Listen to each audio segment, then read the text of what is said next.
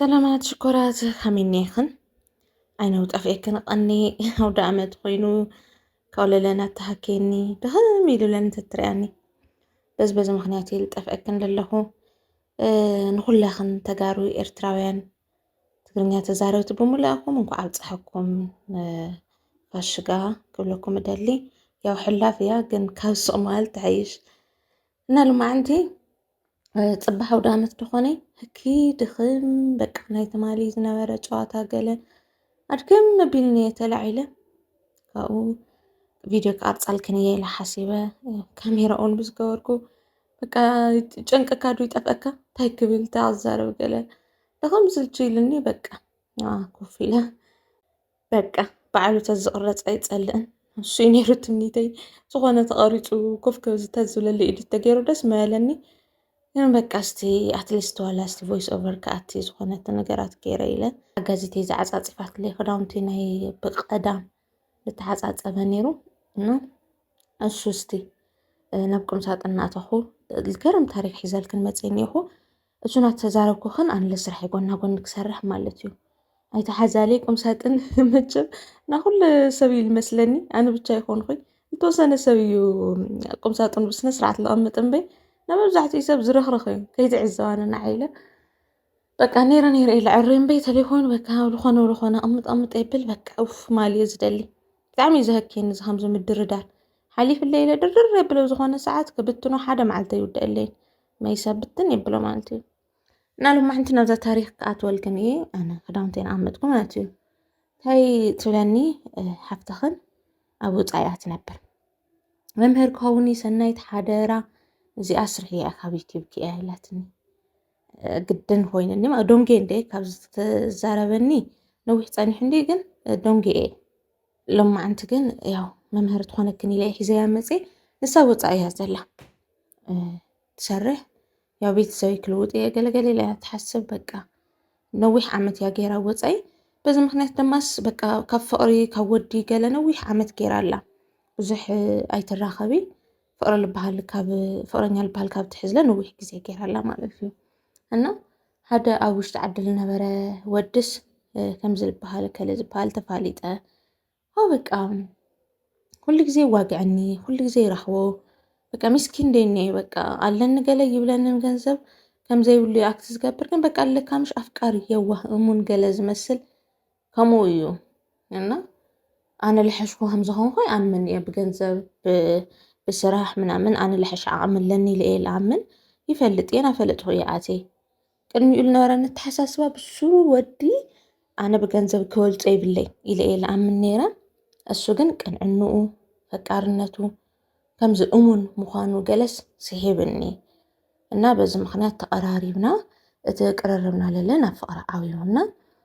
تقبله يبقى فوتي يوناس إلى تقبله جلا وحي زي حبيرنا تانحنا قالت لني كون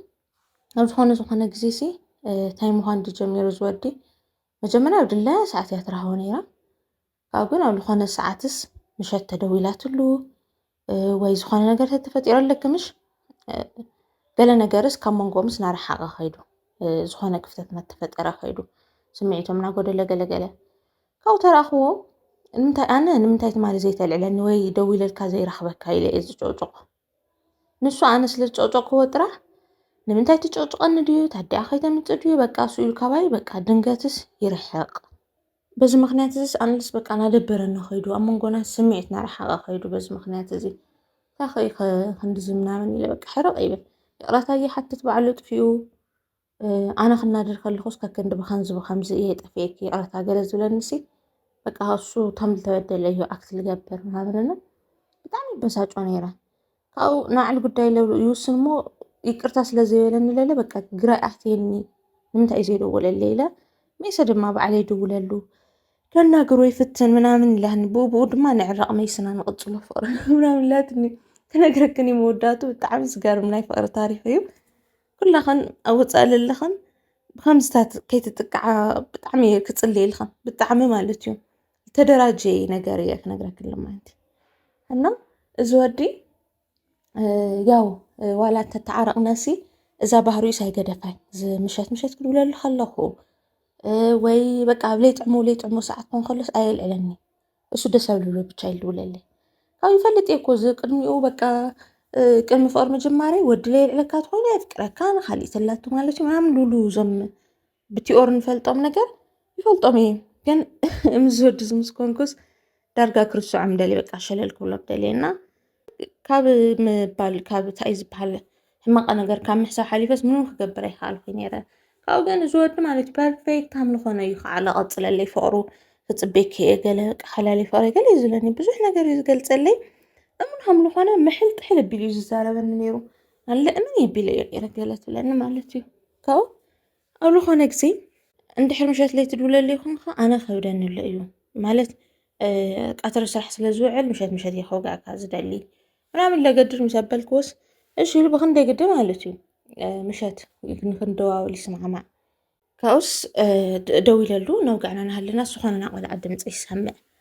ንህፃን ማለት እዩ ካብ ናምን ና ቆልዓ ድምፂ ሰሚዐ ምናምን ኢለ በቃ ቀውጢ ይገብራ ሽዑ ወይት ወዲ ማለት እዩ ኣይ ሲስተር ምሳይያ ስለትነብር ምሳይያ ትነብር እና ወዳ እዩ ትሰምዕዮ ኣለካ ገለገለ ምናምን ይብላና ካብኡ እንድሕር ከምኡ ኮይኑስ ኣራኽበኒ ገሊላቶ እሺ ካሊእ ግዜ ከራኽበክ እየ ከዚ ተቆልዓ ትጠብሮ ይበክሎ ስለዝኾነ ታዊ ከዓኒ እሞ ካብኡ ካሊእ ግዜ ከጋኒክ እየ ይብለኒ በቃ ኣብ ንግግሩ ምንም ዓይነት ምድንጋፅ የብሉ ከምዚ ናይ ስርቂ ልመስል ነገር የብሉ ገለና ከመይ ገይረስ ክጠርጥሮ ሕማቕ ነገርስ ይሓስብ እና ይቅርታ ሓቲተዮ ተመሊስና ናብ ወግዕና ገለ ትብለኒ እሺ ኣብ ብድሕሪኦ ትቕፅል ማለት እዩ ዝወዲ ንክልተ መዓልቲ ይጠፍእ ኢላትኒ በቃ ኮምፕሊትሊ ኦንላይን ኣይኣቲ ኣይድውለለይ ቼክ ኣይገብረለይ ኣይፅሕፈለይ ካብታ ናቆልዓ ድምፂ ዝሰማዕ ኩላስ ንዝቕፅል 2 መዓልትታት ካብኡ ብጣዕሚ እኮ ገሪምኒ እግዚኣብሔር እንታይ ዓይነት ሰብ እዩ ግን ካብኡ እንታይ ትገብር ን2 መዓልቲ ጠፊዩስ ታኹምካ ገለ ኢለዮ ብድሕሪኡ ምስ ተመለሰ ምስ ደወለለይ ኣይ ከምዚ ገጢምንሲ ህጡፅ ጉዳይ እዩ ሕምዋ ሓፍተይ ትልበልኩኺ ምሳይ እያ ትነብር ኣጋጣሚ ሕምዋስ ከምዚ ገጢምኒ እዩ ገለ ትብል ይብላ ኣይሚን ትወዲ ካብኡ ዋ ሙድሓንድያ ገለ ተደናጊፀ ከይዕዘበኒ ኢለ ተደናጊፀ ገለገለ ኣይ ድሓንያ ግን ከምዚ ኮይና ኣላ ሕዝስ ቅርሺ ድልይና ኣሎ ገለገለ ኢልዋ ዝሮ ምክንያታት ደራዲሩ ቅርሺ ከም ትለኸሉ ገይሩ ሽዑ ካብኡ ኣነ ምንም ኣይመሰለኒ ኣሚነ ስለልኩንኩ ሓደ ግዜ ሓፍቲ እያለ ስለልበለኒ ከፋልጠክ እየ ስለልበለኒ ኣሚነዮ እሺ ኢለ ገንዘብ ይልእኸሉ ካብኡ እዛ መንገዲ እዛ ልምዱ እዚኣሲ እዛ ሓፍቲ ሓሚማ ገለስ በቃ ትቕፅል በብግዜኡ ተረዲእክን ከምዚ ኮይና ይብል መድሓኒት መግዝኢ ይብል እዚ ይብል በቃ መዓት ኣሽሓት የውፅእ እናስ ውዕለታ ከይኸፍለይ ሓፍተይ ድሒን ክለይ ገለ ናበለ እዩ ዘሰክፈኒ ኩሉ ግዜ ምናምን ኢላ ብድሕሪኡ ኣፋልጠኒ ውየላቶ ስለልነበረት ከምኡ ናለ ይስክፋ ወዲልክን ኣፋልጠኒ ኢላቶ እዩ ስለልነበረት እዛ ጉዳይ ትደፍአላ እሞ ልማዓንቲ ከፋልጠክን እየ ምስ ሲስተረይ ገለገለ ኢሉ ተደዋዊሉ የፋልጠን ሃፍቱ እየ ኢላ ዝኾነት ጓል ተዛረባ ማለት እዩ ኢማጅን ካብኡ በቃ ሳለ ደስ ኢሉዋ ሓደ ውሽጣ ተፈጢሩ ዝነበረ ጥርጣረ ካብ ውሽጠይ ጠፊኡ ኢላ ካብ ውሽጣ ጠፊኡ ኢላ ኣሎ ካልኣይ ለላ ኣብዚ ዓፃፂፈ ወዲኡ ፈዮ ኢለየ ክድቅስ ኢለ ነይረ ለካ ትዝ ይብለኒሎስ ናይ ወዲ ዓመት ገለ ዘይመለስክዎ መዓት ቮይስ እኒኦ ብውሽጢ መስመር ተዛረባኒ ለዛሩኒ እናተይ ተኸታተልቲ ብዙሓት ይኹም ደስ የለለ ገለ መልሲ ክምልስ ኢለ ናኩሉ ሰብ ቮይስ ናሰማዕኹ እየ ነይረ ብድሕሪኡ ተፋሊጠ ገለ ሓደ እቲ ውሽጠይ ተፈጢሩ ናረ ጥርጣረ ነፊስለይ ካልኣይ ለለ ምስ ሓፍቱ ምስ ቤተሰቡ ስለለፋለጠኒ ዓብዪ ክብሪ መሲሉ ተሰሚዕንስ ደስ ኢልኒ እና ሕጉስ ኢለ ገለ ኢለሕኒ ብድሕሪ በቃ ከምዚ ስለልገበረ ስለለፋለጣ በቃ ቅርሺ ምልኣኽ ኮይኑ ስራሕ እዛ ጓል እዚኣ በቃ ቅርሺ እያ ትልኣኽ ኩሉ ግዜ ማለት እዩ ምንም ለጠራጥረ የብሉ ሕዚ ለይቲ ለተግንዮ ምሸት ለተግንዮ ስለልተፋለጠት ኦሮማይ ምንም ምክንያት ለየብሉ በቃ ብድላያ ከምድላያ ካብ ዝወዲ ዝፍቅሮ ትረክብ ካብ ምንም ለጠራጥረ የብሉ ሳያ ነራ ተጠራጥራ ሕዚ ሙሉእ ብሙሉእ ኣሚናቶላ ካብ ብድሕሪኡ እንታይ ይፍጠር እዚ ኩሉ ናቐፅልና ንሃለና ሲ ኣብ ዝኾነ ግዜስ ይድወለኒ ብናቱ ስልኪ እና ተደዊልንስ ታይልስ ኣልዒላ እና ታጓልያ ታሓፍቱ ዝተሃለት ሄሎ እከለ እየ قاليلا تدا خوين كي اللي يدوسو تانكو داس تزاربني لخي قاليلياس أي كم كزاربك سلازدلو ينا عبي قداي ምናምን ኢላስ ተደናጊፅ ኣነ ከዓ ከቢድ ነገር መሲልኒ እታ ኩንኩም እንታይ ተፈጢሩ ዱ ገለገለ ኢልያ ዝሓለፈሲ ሓፍተያ ኢሉ ፋሊጥክስ ይቅርታ ከምዚ ኣንስ ሰበይቱ እየ እምበርስ ሓፍተ ይኮንኩን በቃ ሽዑል ተፈጠረ ስምዒት በቃ ክው እየ ኢለ ሓደ ንምንታይ ዳ ሓፍቱ እየ ኢላ ተፋሊጣት ካልእ ኢለለ ሕዚ ንምንታይ ትዛረበኒ ኢላ ኢለ ኣብ ውሽጢ ብዙሕ ሕቶ ተፈጢሩንስ ሓቲያ ንምንታይ ዳ ከምኡ ትገብሪ ዝሓለፈ ገለ ኢልያስ ብጣዕሚ በቃ ደንጊፀት ኣና ደገለየኒ ይኹ ገለ ኢለ ከምኡ ንበል ስለልበለኒ እዩ ገንዘብ ምንታይ ክነግኒ ትለኸለላ ስለዝኾነት ክትለኸለይ ምንታይ ሓፍቱ እየ በሊ ኢልኒ እዩ ሕዚ ግንስ ኣብ መንጎና ጭቕጭቕና ተፈጠረ ናተባእስና ገለ ስለዝኾንና ኣየድለይኒ ኢለ እየ ካብኡ ለለ ጓል ኣንስተይቲ ስለዝኾንኩ ናጋ ንግሆ ንባዕለ እዩ ኢለ ስልኩ ሰሪቀ እየ ለናግረክ ኣለኹና እዚ ሓፍተ እያ ገለ ልበለኪ ሓሲ እዩ ሓፍተ ይኮንኹ ሰበይቱ እየ ካብኡ ለለ እቲ ቆልዓለ ወድና እዩ ወዲ 2 ዓመት እኒሄና እዩ ገለ ኢላትኒ ትብል ካብ ብድሕሪኡ ዝወዲ ብሎክ ገይረዩ ኣናጊረዮ ይፈልጢ ክድውለለይ ይፍትን ገለገለ ኣናጊረዮ ይፈልጢ ብሎክ ገይረዮ እየ ካብ ግን እስካብ ሕዚ እዩ ልድንፅወኒ በቃ ግርም እዩ ዝብለኒ ከመኢልካ ሰብስ ከመኢሉ ተደራጁ ይሰርቕ ማለት ሓደ ወገንስ እሺ እስተወድስ እሺ